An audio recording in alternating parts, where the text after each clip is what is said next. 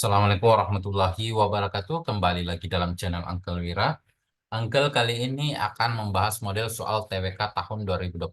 Seperti apa sih model soal TWK atau tes wawasan kebangsaan di tahun 2024? Kenapa Uncle bahas ini? Karena setiap tahun memang kita harus akui bahwa soal tes wawasan kebangsaan itu menjadi momok yang sangat mengganggu atau menakutkan bagi para peserta tes CPNS ya di tahun 2024 nanti. Nah, dan kita akan melihat seperti apa sih perubahan model soal itu dari tahun ke tahun, terutama dari tahun 2018 hingga sebelumnya sampai dengan tahun 2024 ya. Nah, dan apa sih yang menyebabkan kenapa di tes wawasan kebangsaan itu semakin tahun semakin sulit bentuk soalnya ya. Nah, sehingga teman-teman harus mempersiapkan banyak eh, hal-hal yang berkaitan dengan tes wawasan kebangsaan, baik itu secara konsep, hubungan antar materi, dan bagaimana kita mempelajari kisi-kisi permenpan itu dengan baik dan benar ya. Jadi jangan sembarang hafal, jangan sembarang belajar. Jika teman-teman memang ingin menargetkan untuk lulus, teman-teman harus fokus dan belajar dengan cara yang tepat, tidak asal belajar ya. Oke? Nah, coba kita mulai bahwa seperti apa sih model soal CPNS di tahun sebelumnya ya, di tahun 2018 ke belakang ya. Jadi di tahun 2018 ke belakang itu kita melihat bahwa model soal untuk TWK itu modelnya hafalan ya. Jadi teman-teman belajar tentang undang-undang, hafalin undang-undang, kemudian tahun-tahun sebuah peristiwa sejarah terjadi ya itu untuk tahun 2018 ke belakang ya. Kemudian karena semakin banyaknya peserta CPNS dan banyaknya kementerian yang membuka lowongan untuk menjadi ASN, maka tingkat kompetensi soal itu harus dinaikkan ya. Sehingga di tahun 2019 itu soalnya menjadi penerapan. Seperti apa bentuk soal penerapan di tahun 2019, teman-teman yang mungkin pernah mengikuti, bahwa bentuk soalnya itu ada misalnya suatu misalnya contoh saja saya berikan ya. Seperti nasionalisme, maka bagaimana sih bentuk perilaku nasionalis ya gitu. Kemudian apa sih yang kemudian bagaimana pengamalan sila pertama, kedua, ketiga, tetapi bentuknya masih sangat sederhana ya. Seperti itu untuk 2019 ya. Jadi berdasarkan kisi-kisinya itu kemudian dibuatlah soal model-model penerapan ya, pengaplikasiannya dalam kehidupan sehari-hari, baik itu dalam hal kehidupan bermasyarakat, berbangsa dan bernegara. Nah, untuk di tahun 2021 soalnya mulai analisis ya. Tetapi analisisnya ini masih fokus pada analisis kisi-kisi ya, analisis terhadap kisi-kisi soal, analisis terhadap kisi-kisi ya.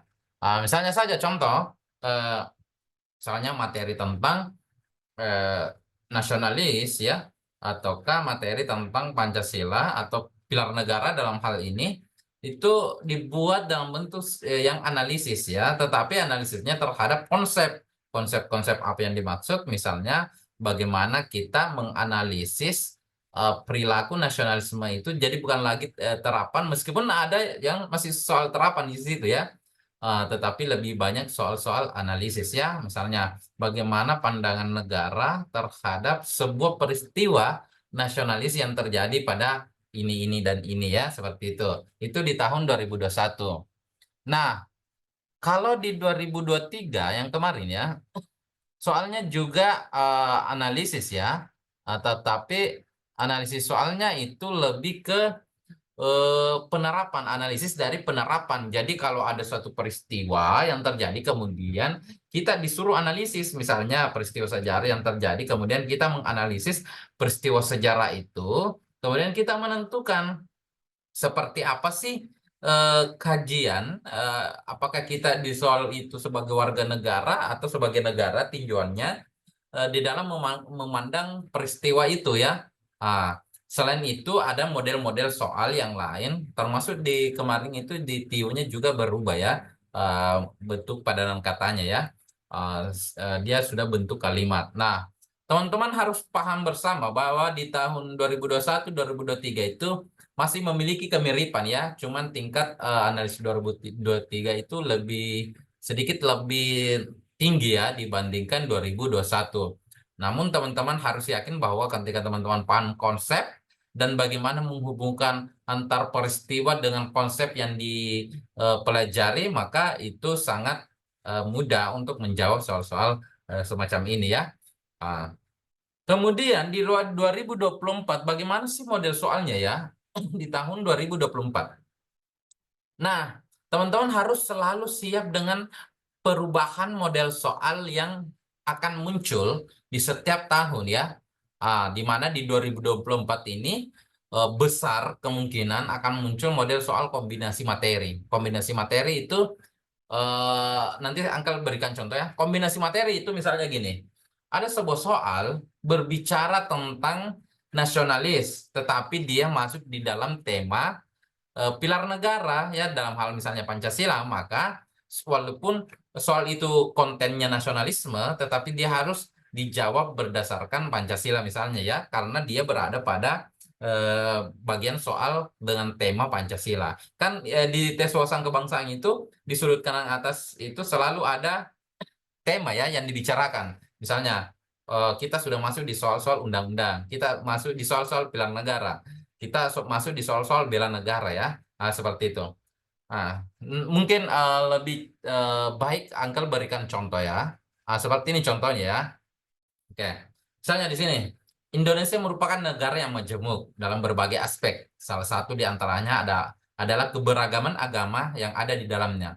Oleh karena itu, Indonesia memiliki semboyan Bhinneka Tunggal Ika sebagai aspek pemersatu dalam memperkuat kedaulatan bangsa. Oleh karena itu, kedudukan negara terhadap warga negara berdasarkan uraian di atas adalah, jadi perhatikan konten soal ini berbicara tentang Bhinneka Tunggal Ika kontennya, tetapi ingat di sudut kanan atas itu ada tulisan Undang-Undang Dasar ya. Anggaplah ini adalah subtema yang dibicarakan, berarti soal ini berada pada subtema Undang-Undang meskipun kontennya adalah Bhinneka Tunggal Ika ya, sama-sama di pilar negara ya. Nah, di sini kita lihat bahwa begitupun nanti model soal yang lain mungkin ada bela negara, tapi soalnya berbicara tentang nasionalis ya seperti itu. Nah, coba kita lihat pilihannya. A menjadi kewajiban warga negara dalam memeluk agama yang diyakini. B menjadi hak dan kewajiban warga negara dalam memeluk agama yang diyakini. C memberikan hak kepada warga negara untuk memeluk agama yang diyakini. D menjamin perlindungan terhadap hak warga negara dalam memeluk agama. Memberikan kewajiban kepada warga negara dalam melaksanakan peribadatan berdasarkan agama yang diyakini. Perhatikan, hampir semua jawaban nih, pilihan ini adalah pilihan yang benar. A benar, B benar, C benar, D benar. Hanya E yang sebetulnya tidak benar ya. Kenapa? Karena memberikan kewajiban, padahal kita harus paham dulu bersama konsepnya adalah sebelum kita urai. Kita harus paham konsep memeluk agama di dalam undang-undang adalah hak, bukan kewajiban ya.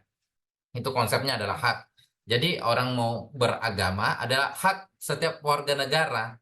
Ah, Agama apa yang mau dipilih itu haknya, bukan kewajiban. Oleh karena itu, A ini pasti sudah salah ya. Menjadi hak dan kewajiban ya, itu juga salah karena ada kewajibannya. Bahkan teman-teman, kalau menjadi hak di dalam memeluk agama juga itu di dalam konteks soal ini itu juga salah ya. Perhatikan nanti kita akan urai ya. Kemudian C memberikan hak kepada warga negara. Ingat, hak itu tidak diberikan. Hak itu dimiliki oleh setiap warga negara, bukan negara memberikan hak ya. Jadi hak itu dimiliki oleh setiap warga negara, bukan sesuatu yang diberikan dari negara. Kemudian dia menjamin perlindungan terhadap hak. Nah, ini yang harus dilakukan negara, ya. Di sini perhatikan, hak itu milik warga negara. Tugas negara adalah melindungi hak yang dimiliki tadi itu. Ibarat kata, Bapak Ibu sudah punya sesuatu, tetapi tugas negara adalah melindungi sesuatu yang dimiliki oleh Bapak Ibu, ya. Seperti itu. Kemudian ini menjamin perlindungan, maka ini jawaban yang paling tepat, ya. negara itu harus melindungi hak warga negaranya termasuk di dalam konteks beragama dan itu dibahas di dalam kita harus melihat ini dari aspek undang-undang ya. Ingat di undang-undang agama itu adalah memeluk agama itu adalah hak setiap warga negara. Jangan terkecoh dengan Bhinneka Tunggal Ikanya, itu hanya konten ya, tapi konsep yang dibicarakan atau tema soal yang dibicarakan adalah Undang-Undang Dasar 45.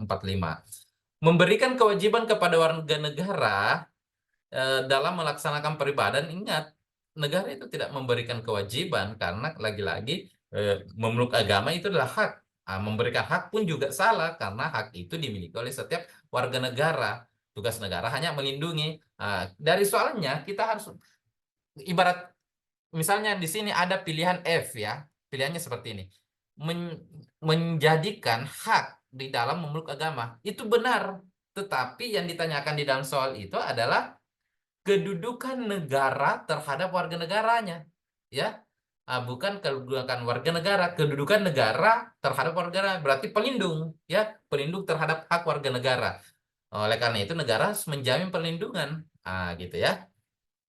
Jadi sebenarnya soal-soal semacam ini, teman-teman, kalau kita tidak bisa memahami dengan baik, gunakan logika atau konsep dasar yang Bapak Ibu miliki, misalnya saja konsep tentang pemilih memiliki hak ya di dalam memeluk agama itu kan konsepnya di dalam bernegara itu agama itu adalah hak ya. Ah, bukan kewajiban. Kalau kewajiban semua orang boleh beragama, harus beragama. Tetapi kalau di dalam negara Pancasila, berdasar negara Indonesia, agama itu adalah eh, dia lebih kepada hak ya. Hak itu artinya boleh Anda gunakan, boleh tidak Anda gunakan ya. Gitu. Tetapi ketika Anda gunakan, tugas negara menjamin atau melindungi hak Anda, hak yang Anda gunakan tadi. Gitu. Jadi eh, teman-teman sebenarnya bisa menguasai dengan baik bentuk-bentuk soal ya. Teman-teman bisa bergabung dengan Bimbel Angkel Wira, bisa juga belajar dari platform pembelajaran Angkel Wira. Di bisa menghubungi kontak admin dan bisa langsung bisa juga kalau mau belajar dari platformnya bisa belajar dari angkelwira.com.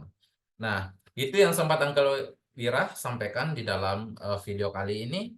Jangan lupa subscribe, like, share, and comment, serta nyalakan lonceng notifikasinya agar teman-teman senantiasa memperoleh informasi dari channel Uncle Wira ya. Nah, semoga teman-teman di tahun 2024 ini memperoleh kesuksesan, kelulusan eh, terhadap apa yang diharapkan ya.